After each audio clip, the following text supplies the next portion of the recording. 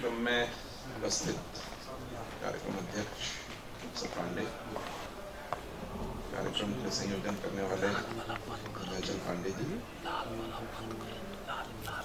मेरे सहयोगी वक्ता। सॉरी आपको मैंने डिस्टर्ब किया। सर, जो हमारी अध्यक्षता कर रहे प्रोफेसर धनंजय पांडे जी, विशिष्ट अतिथि प्रोफेसर प्रद्युम्न सिंह जी और मेरे वक्ता प्रोफेसर राजेश कुमार जी और पहले वक्ता रहे डॉक्टर वी रामनाथन जी, आपसे अनुरोध है कि आप लोग फिर मंच पे आसीन हो। जी सर, पीपीटी कोई नहीं है, आप लोग कृपया आ जाएं। ठीक है, यहाँ अच्छा, thank you sir. Sorry sir. जी, तो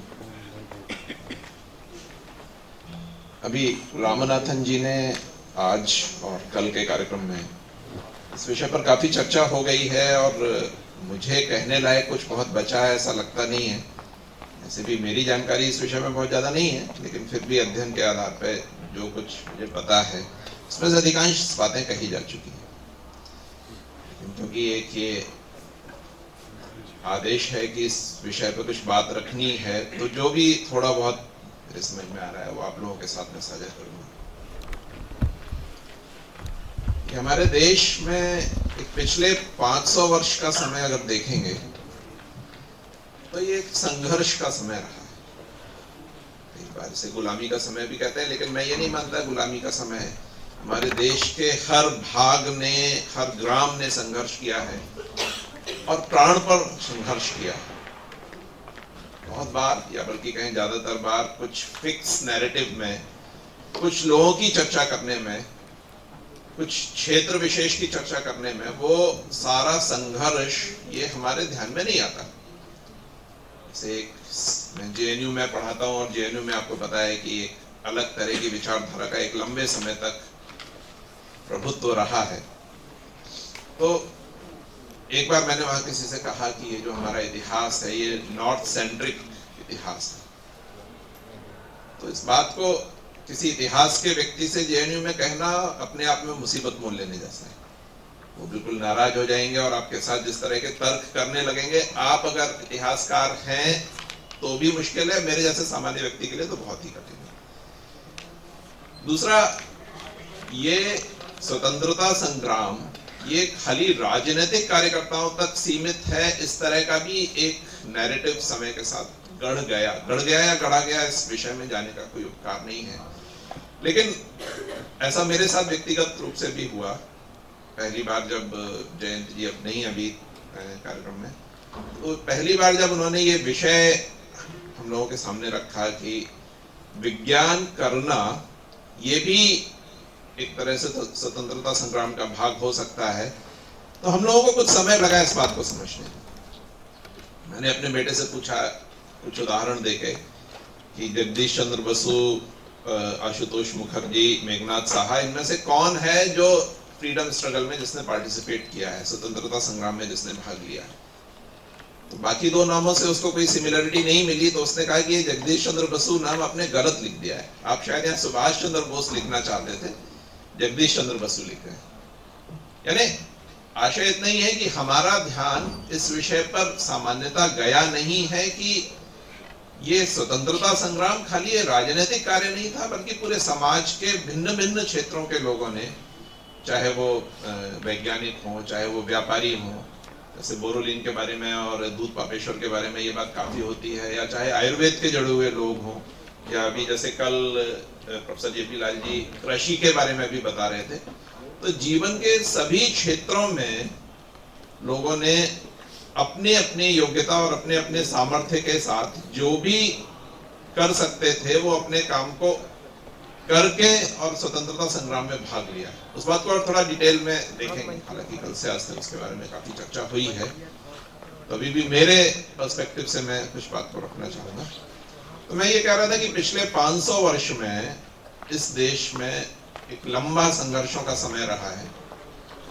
अंग्रेजों का जो उसमें आक्रमण है वो आखिरी आक्रमण के रूप में सामान्यतः देखा जा सकता है। इमेज हमारी। उससे पहले के आक्रमणकारी जो सामान्यतः मुगल हम लोग देख सकते हैं, प्रमुख आक्रमणकारी थे, या और भी उस समय के, ये जब इस देश में आए तो लूटने की दृष्टि से आए।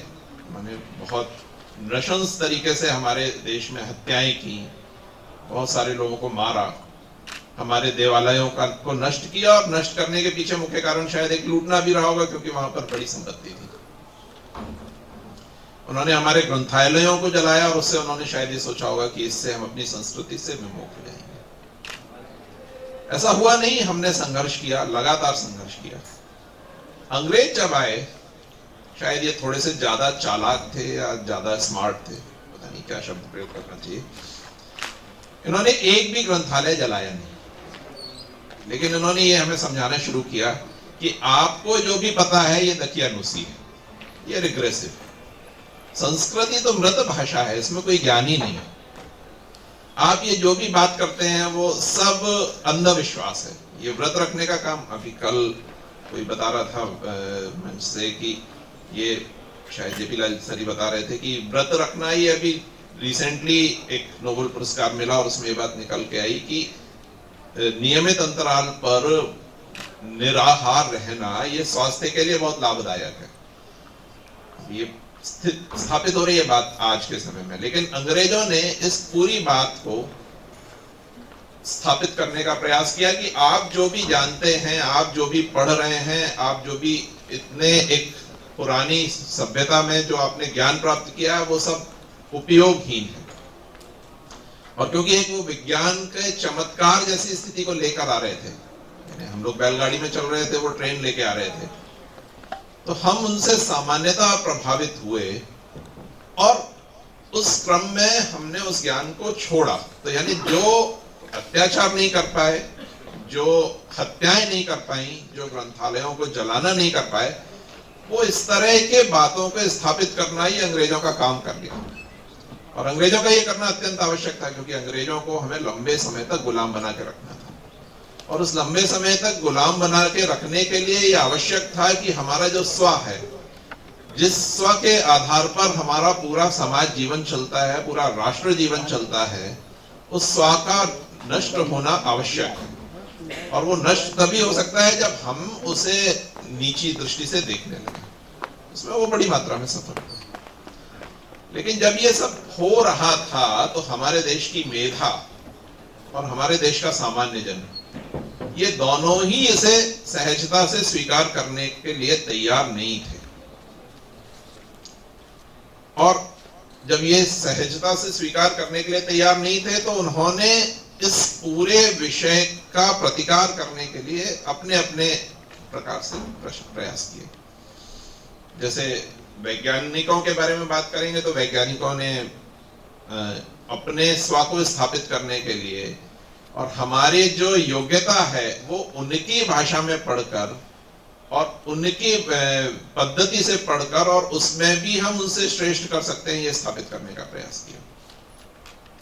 उन्होंने कृषि का नष्ट करने का काम किया, तो हमने कृषि में भी उन विषयों को लाने की कोशिश की। कृषि के लोग जो थे कि ये हमारा जो स्व है वो उसमें आए। आयुर्वेद का विषय आप सभी को पता है, आयुर्वेद की प्रैक्टिस को उन्होंने अवैध घोषित किया। उसके बाद भी आयुर्वेद बच गया क्योंकि हमारे देश के लोग इस बात के लिए तत्पर थे। तो जो स्व बच गया वो उन सारे उस समय के हमारे मनीषियों, उस समय के स्वतंत्रता संग्राम सेनानियों की वजह से बच गया। और उस बचने के क्रम में कुछ बातें आप लोगों के साथ साझा की गई हैं, कुछ बातें और मैं साझा करना चाहूंगा। तो दो वैज्ञानिकों के रूप में के विषय में मुख्य रूप से मैं बात करना चाहूंगा। जैसा लिखा भी है, महेंद्र लाल सरकार और जगदीश चंद्र बसु। जगदीश चंद्र बसु का जन्म विक्रमपुर नामक स्थान पे हुआ, ढाका के निकट ये स्थान था। और 1958 में उनका 30 नवंबर को जन्म हुआ।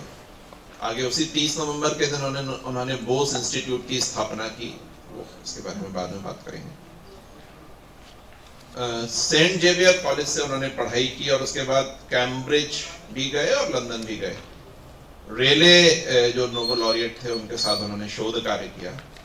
इतना सब करने के बाद जब वो वापस आने वाले थे तो उस समय एक लॉर्ड प्रोफेसर फॉकेट थे जो इकोनॉमिस्ट थे, उनसे उनकी चर्चा हुई और उन्होंने कहा कि ऐसे मैं अपने देश में जाके काम करना चाहता हूं। तो उस समय भारत में अंग्रेजों के नियंत्रण के लिए दो अधिकारी होते थे, एक को वायसराय कहते थे, गवर्नर जनरल भी कहते थे, और एक को भारत मंत्री या secretary to government of India कहते थे।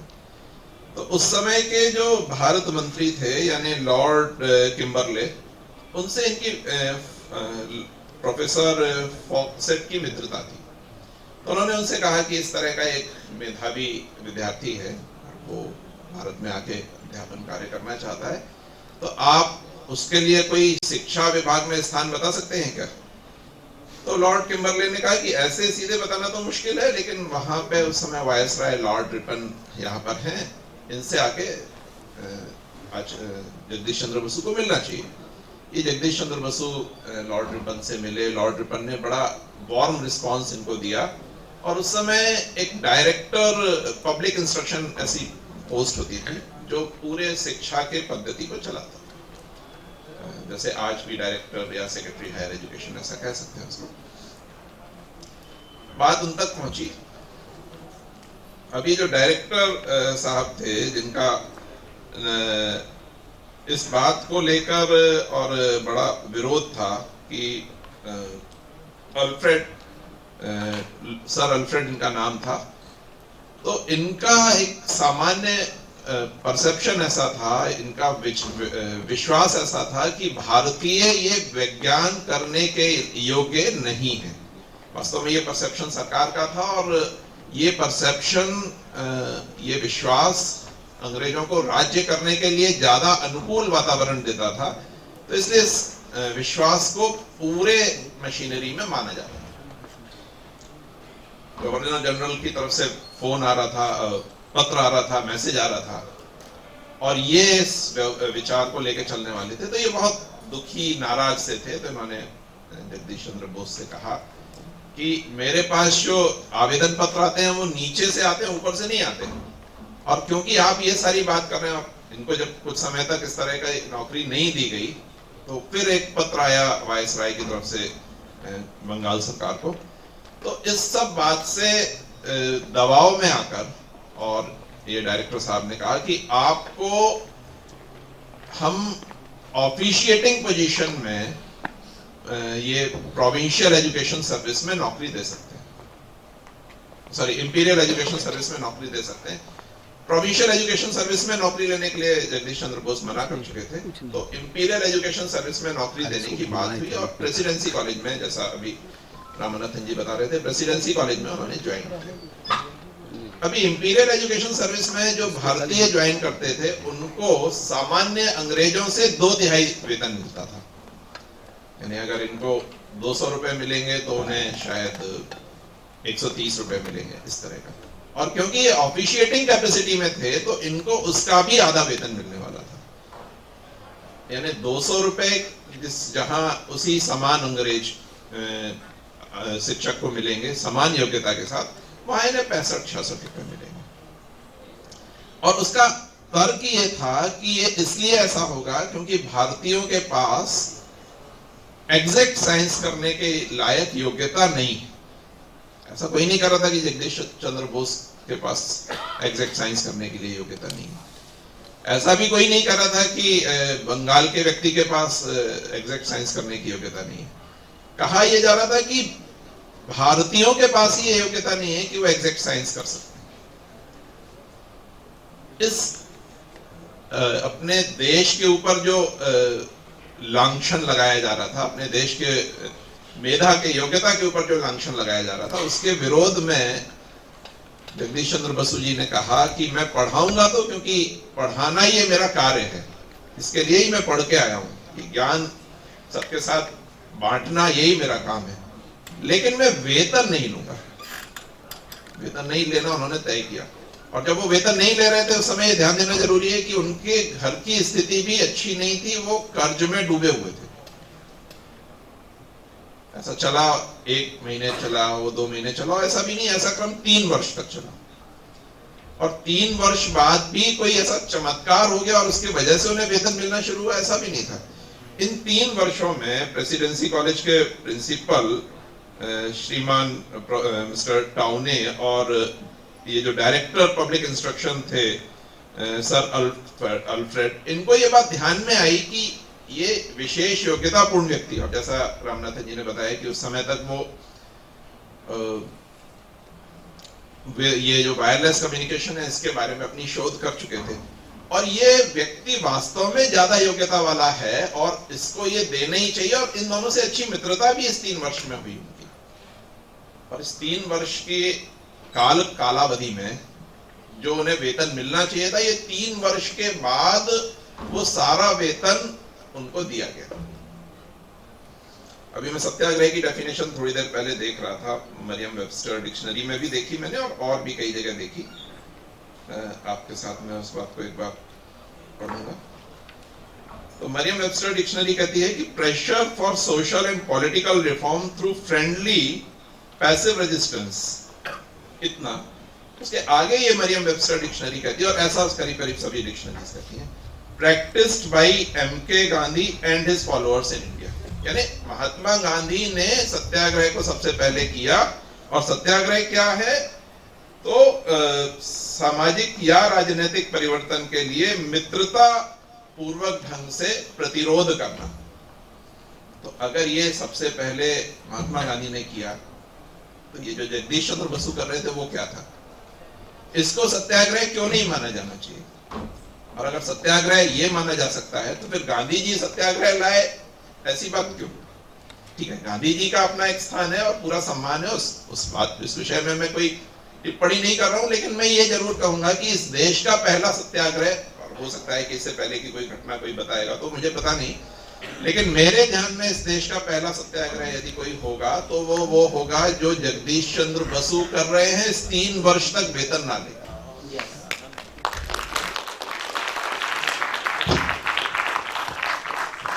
तो ये उनके जीवन का, शुरुआती जीवन का एक अध्याय है। उसके आगे की बात फिर और आगे आती है कि ये जो इंपीरियल एजुकेशन सर्विस भी थी, इसमें सामान्यतः शोध करना ये इसके मैंडेट में नहीं था। मैं भी रामनाथन जी की तरह मैकाले का ही मानस पुत्र हूं, तो ये मैंडेट शब्द का अर्थ एकदम तुरंत ध्यान नहीं आ रहा है, लेकिन मैंडेट शब्द का अर्थ आपको ध्यान में आ रहा होगा। तो उस मैंडेट में नहीं था, उसके लिए समय भी नहीं था।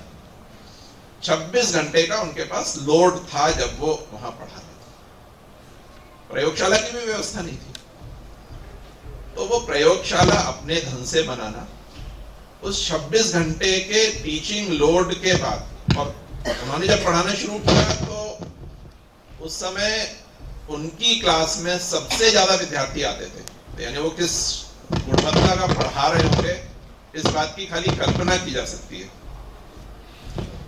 उस गुणवत्ता का पढ़ाने के लिए उन्हें भी काफी सारा समय अध्ययन के लिए लगाना पड़ता होगा। उस सबको करने के साथ और उस सबको करने के बाद उन्होंने उस अध्ययन के कार्य को पूरा किया, और उन्होंने इस तरह की शोध की।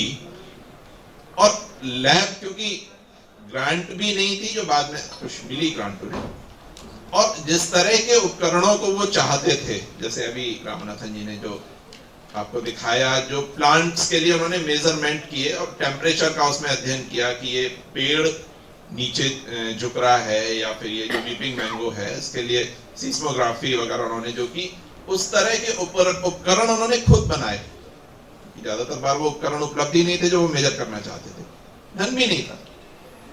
तो ये उपकरण खुद बनाना और उसके बाद इतने सारे टीचिंग लोड के बाद शोध करना।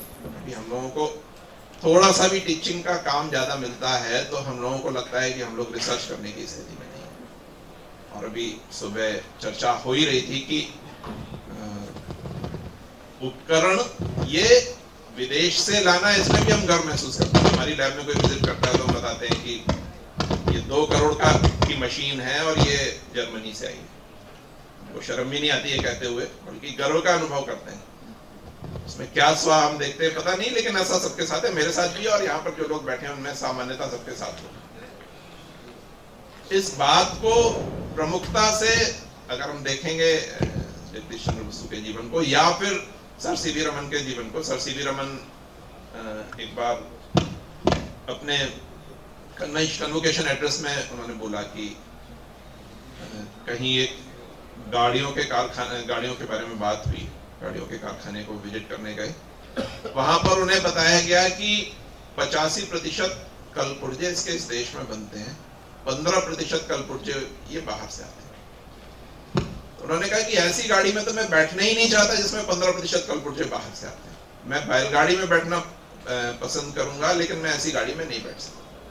ठीक है, आप उसके अलग अलग इंटरप्रिटेशंस ले सकते हैं, लेकिन हमारे देश के मनीषियों, और ये क्रम शुरू होता है सर जगदीश चंद्र बसु से, और पहले भी जाएंगे तो आप लोगों का भी कुछ मिल सकता है, कि हमें हमारे उपकरण खुद बनाने, तभी उससे हमारे स्व का जो बात हम कर रहे हैं वो आ सकती है।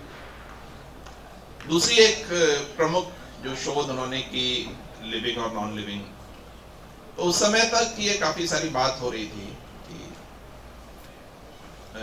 ये लिविंग और ये नॉन लिविंग ये काफी सारे अलग है।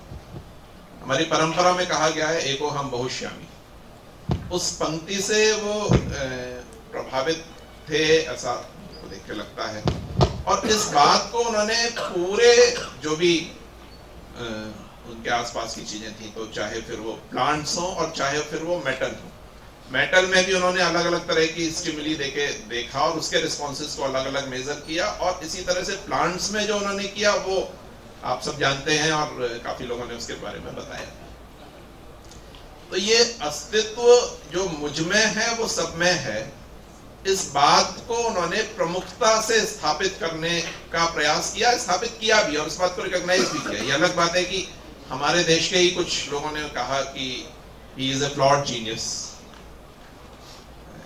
या फिर किसी ने ये कहा कि, यहाँ तक की भी बात कही गई, एक लेखिका ने ये बात अभी कुछ दिन पहले की बात है, कुछ वर्ष पहले कहा कि ये जो उन्होंने कम्युनिकेशन को लेके शोध किया, ये रिमार्केबल तो हो सकता है क्योंकि उनके पास सुविधाएं नहीं थी, लेकिन इसको एक्सेप्शनल नहीं माना जा सकता।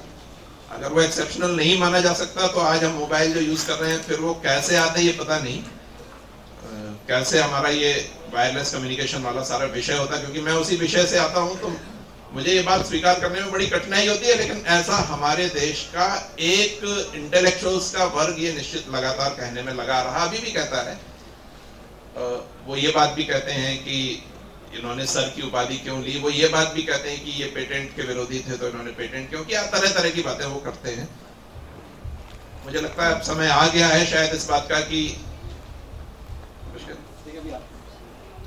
मुझे लगता है कि अब इस बात का समय आ गया है कि इस तरह की जो एक नकारात्मकता सर जगदीश चंद्र बसु के बारे में फैलाई गई, उसको, और क्योंकि हम सारे लोग यहाँ बैठे हैं और हम जैसे लोग पूरे देश में अब धीरे धीरे होने लगे हैं, कुछ संख्या हमारी बढ़ने लगी है, तो हम इस सारे विषय का अध्ययन करके, और क्योंकि एकेडमिक डिस्कोर्स है तो आपको एकेडमिकली ही उन बातों का उत्तर देना और उसके लिए लेख लिखना, उसके लिए चर्चा गोष्ठी करना, ये सब शुरू करना पड़ेगा। सब जगदीश चंद्र बसु के लिए जैसा रामानाथन जी कह रहे थे कि पूरे 1-2 दिन की भी कॉन्फ्रेंस होगी तो वो कम पड़ेगी, तो उतने विषय की यहाँ पर संभावना है। लेकिन अभी मैं उनके बारे में चर्चा यहीं रोके, अब मैं दूसरे जिनके बारे में मुझे चर्चा करने के लिए कहा गया है, डॉक्टर महेंद्र लाल सरकार के बारे में चर्चा। डॉक्टर महेंद्र लाल सरकार ये सामान्यतः वैज्ञानिक की जो परिभाषा है, सामान्य परिभाषा, उसमें उस दृष्टि से देखेंगे तो वैज्ञानिक नहीं थे, ये एक फिजिशियन थे और इन्होंने एमडी किया था। ये दूसरे व्यक्ति ऐसे थे जिन्होंने, भारतीय ऐसे थे जिन्होंने एमडी किया था, और इनकी बड़ी अच्छी प्रैक्टिस चला करती थी। जैसे आज इंडियन मेडिकल एसोसिएशन है, ऐसे उस समय एक ब्रिटिश मेडिकल एसोसिएशन, वही बाद में इंडियन मेडिकल एसोसिएशन हुआ, उसके कलकत्ता इकाई के ये सचिव थे।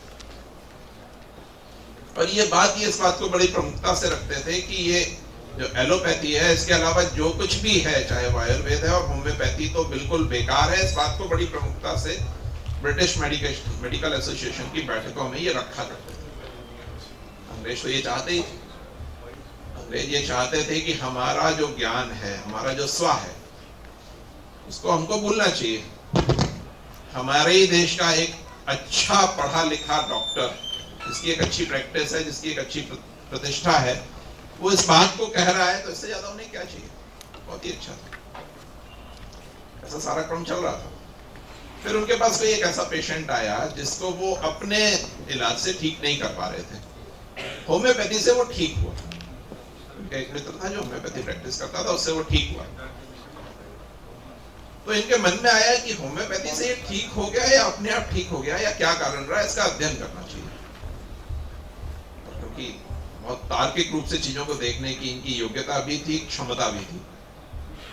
तो उन्होंने उस विषय का समेकित अध्ययन किया और उन्हें समझ में आया कि होम्योपैथी ये वास्तव में एक उपयोगी पैथी है और इससे ये इस तरह का इलाज हो सकता है अपने पूरे। और क्योंकि अंग्रेज अपने आप को बड़ा तर्कपूर्ण और बड़ा वैज्ञानिक कहते थे, तो उन्हें लगा कि निश्चित रूप से वो इस बात पे विश्वास करते थे। तो ब्रिटिश मेडिकल एसोसिएशन की एक बैठक में उन्होंने इस पूरे अपने जो निरीक्षण था, जो अपनी फाइंडिंग्स थी, उसमें रखा। ये जो सो कॉल्ड तार्किक, लॉजिकल, साइंटिफिक टेम्पर और एटीट्यूड वाले लोग थे, उन्होंने इन वैज्ञानिक निरीक्षणों का पूर्ण विरोध किया। और विरोध इतना ही नहीं किया, तो विरोध इसके आगे किया कि उन्हें ब्रिटिश मेडिकल एसोसिएशन के सचिव पद से हटा दिया गया। उनकी प्रैक्टिस खत्म कैसे हो जाए, इसके लिए अन्य प्रकार के प्रयास किए गए। कुछ समय तक उनकी प्रैक्टिस काफी कम भी हुई, लेकिन योग्यता थी और उन्होंने ठीक से इस विषय को समझा था। तो थोड़े समय में उस प्रैक्टिस को वापस प्राप्त कर पाए। इस सारे घटनाक्रम में उनको एक प्रमुख विषय ध्यान में आया कि ये अंग्रेज जो हैं, ये हमारे देश के स्व को ना स्वीकार करते हैं, इसको दबाना चाहते हैं और ये हमारे देश में शोध को कभी भी आगे नहीं बढ़ने देंगे। तो इनके मन में आया कि क्या करना चाहिए। तो एक ऐसा संस्थान होना चाहिए जो इस देश की मेधा को, इस देश की प्रतिभा को एक स्थान दे सके जहां पर शोध की संभावना हो। तो इन्होंने एक लंबा समय, लगभग 8 से 10 वर्ष का समय लगाया और एक भारत के लोगों से धन एकत्र करके और भारतीय पद्धति से एक संस्थान की स्थापना की। उसको कहते हैं इंडियन, उसका नाम उन्होंने रखा Indian association for cultivation of science. आज भारत सरकार के अधीन आती है, ये आता है ये संस्थान, ये बंगाल में है, आप गूगल करेंगे तो मिल जाएगा। तो Indian association for cultivation of science, इसकी स्थापना की गई और इस देश का पहला नोबेल पुरस्कार, इस देश का कहें या पहले काले व्यक्ति को नोबेल पुरस्कार, यानी पहले एशियन को नोबेल पुरस्कार, ये उसी Indian association for cultivation of science से मिला, यानी सर सीवी रमन। ये मूलतः आप सबको पता होगा ही शायद कि ये अकाउंटेंट थे। अकाउंटेंट यानी सामान्य अकाउंटेंट नहीं, तो उस समय एक इंडियन अकाउंट सर्विसेज करके एक परीक्षा होती थी और उसमें वो नौकरी इस देश की सबसे प्रतिष्ठा वाली नौकरियों में से एक होती थी। तो उन्होंने वो नौकरी ज्वाइन की थी। उनकी उस समय पोस्टिंग हुई कोलकाता, और उस कोलकाता की पोस्टिंग के समय उन्होंने Indian association for cultivation of science, इस संस्थान में जाकर और अपने अन्य प्रयोग किए। उन अन्य प्रयोगों को करते वक्त समय वहां पर उन्हें पूरा उसकी मेंटरशिप मिली और वही अंत में उनके नोबेल पुरस्कार का कारण। तो महेंद्र लाल सरकार, इनको आप वैज्ञानिक शायद ना माने सीधे सीधे, ठीक, लेकिन इस देश के विज्ञान को और इस देश के स्व को ऊपर करने के लिए जो उनका ध्यान गया, जो उन्होंने काम किया, वो एक महत्वपूर्ण काम है। इस बात को हमको ध्यान में रखना पड़ेगा। उस सबको करने में उनके पीछे की दृष्टि क्या थी? तो दृष्टि यही थी, उसका उन्होंने ध्येय वाक्य भी ऐसा रखा, सोनली नेटिव प्योरली इंडियन। IACS को बनाते वक्त सोनली नेटिव प्योरली इंडियन, ऐसे ध्येय वाक्य से उन्होंने संस्थान की स्थापना की। जब जगदीश चंद्र बसु की बात करते हैं तो पेटेंट की बात जरूर आती है, और सामान्यतः तो वो भारतीय मनीषी परंपरा के मानने वाले थे। तो उन्होंने तय किया था कि मुझे ये, जैसा हमारे देश का स्वभाव है, ये ज्ञान ये बांधने की चीज नहीं है। ज्ञान ये सर्वसुलभ होना चाहिए, सबको उपलब्ध होना चाहिए। योग्यता के आधार पर हो सकता है कि आपको अभी कहा जाए कि अभी आपकी योग्यता नहीं है इस ज्ञान की, आप उस योग्य बनिए तब वो ज्ञान प्राप्त होगा आपको, उतना तो कहा जा सकता है। लेकिन ज्ञान के लिए धन लेना ये इस देश की परंपरा नहीं है। शिक्षण के लिए भी जो लोग आते थे गुरु के पास, वो गुरु दक्षिणा देते थे, उससे पहले उनका रहना खाना ये सब गुरु चिंता करता था। तो उस पूरी परंपरा में पेटेंट ये तो कहीं फिट ही नहीं होता, अभी भी नहीं फिट होता। तो जगदीश चंद्र बसु इस बात के लिए निश्चित थे कि मुझे पेटेंट नहीं करना है, लेकिन फिर भी जब उन्हें समझाया गया कि ये आधुनिक जगत में इसकी आवश्यकता है, उसके बाद आप इस पेटेंट को सबको उपलब्ध करा सकते हैं, वो अलग बात है। तो उस समय पेटेंट कराने के लिए जो धनों की आवश्यकता थी और उससे पहले उसके लैब स्टैब्लिशमेंट करने की एक आवश्यकता जो थी, उस समय उनको सहयोग मिला सारा ओलेबुल का। सारा ओलेबुल कौन थी? तो सारा ओलेबुल उनके पति एक वायलिनिस्ट थे, और सारा ओलेबुल ये स्वामी जी की, स्वामी विवेकानंद की शिष्या थी। अभी अचानक क्यों उसका जिक्र आया उसके बारे में मैं बताऊंगा आपको, मैंने अचानक क्यों उनका जिक्र किया। तो सारा ओलेबुल उनके पति ने वायलिन बजा के पूरी दुनिया में काफी सारा धन अर्जित किया, और वो अक्सर इनसे कहते थे, श्रीमान ओलेबुल, कि ये जो ये कर रहा हूं ये सारा भारत से आया है। तो आपको जीवन में कभी ऐसा अवसर मिले, ये जो भारतीय परंपरा से आई वस्तु के आधार पर मैंने जो धन अर्जित किया है, वो आप भारतीय समाज को किसी तरह से लौटा पाए, तो इससे ज्यादा प्रसन्नता की बात कोई नहीं। ओलेबुल, उनकी आयु सारा ओलेबुल से काफी अधिक थी, उनका निधन हुआ, ये स्वामी जी की शिष्या बनी, और जब उनको अवसर मिला तो उस भारतीय परंपरा से आए हुए धन का उन्होंने उपयोग एक भारतीय वैज्ञानिक को, और जो पुनः उस भारतीय परंपरा को पुनर्स्थापित करने में लगा था, उसमें लगाया। तो ये पूरा एक जो फ्रेमवर्क है, ये पूरा जो एक ताना बाना है, इसमें अलग अलग अभी भी तार जोड़ने की आवश्यकता है, और बहुत सारा अध्ययन उसके लिए आवश्यक होने वाला है। आप सबसे अपेक्षा है कि आप इस सारे विषय में जाएंगे और उस ताने बाने को पूरा जोड़ के, और एक जो फॉल्स नैरेटिव क्रिएट हुआ है उसको खत्म करने के लिए लोगों के सामने रखेंगे। तो इस सारे ताने बाने को समझना, और हमको आगे इस तरह के बहुत सारे कार्यक्रमों में इस बात को रखना, अपने भिन्न भिन्न पुस्तकों में इस लेख को लिखना, अगर हम ऐसा कर पाते हैं तो मुझे लगता है कि ये जो सारी चर्चा कल से आज तक कर रहे हैं, और जिसमें काफी सारे बड़े बड़े लोगों ने अपने विचार रखे हैं, वो सफल होगा।